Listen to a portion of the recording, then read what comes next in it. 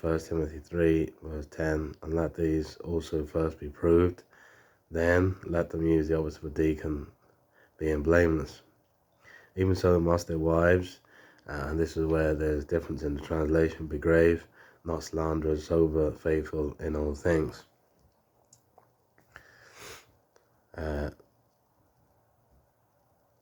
New Living Translation says, in the same way their wives must be respected and not slander others. And so we can see there is different translation, verse 11, which really affects your view of deaconesses and deacons. But nevertheless, we thank God for his word. And so when we come to verse 10, we see there is to be a time of examination and testing for deacons, and let them first be proved.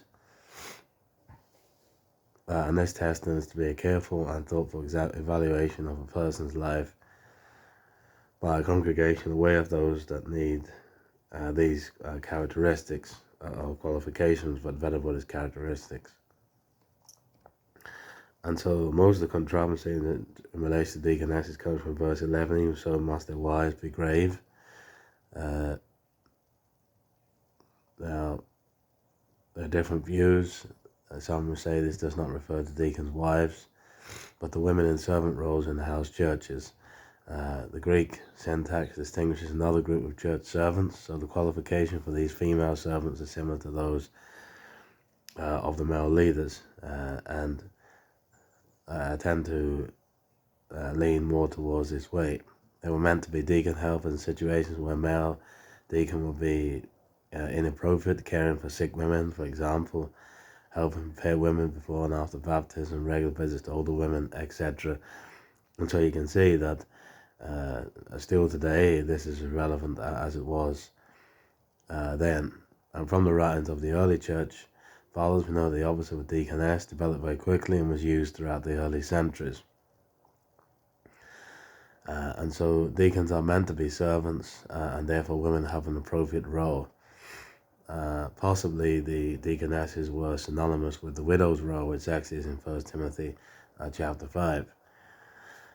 But nevertheless, the thing they're not to be in verse 11 is they're not to be slanderers, and that is malicious gossips. This is a perfect example of problems caused by the false teachers. If we go to chapter 5 and verse 13, withal they learn to be idle, wandering about from house to house, and not only idle, but tattlers also, and busybodies, speaking the things which they ought not. And we see two things here. The false teachers targeted the women that had time, that were idle, and also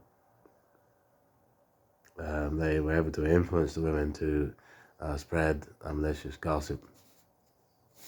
And so it's possible that these conversations about the false teachers' teachings, as we just read in chapter 5.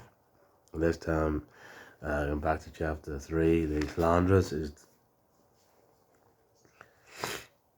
also used of the devil. John chapter 6, verse 70, literally, he's the slanderer of accuser.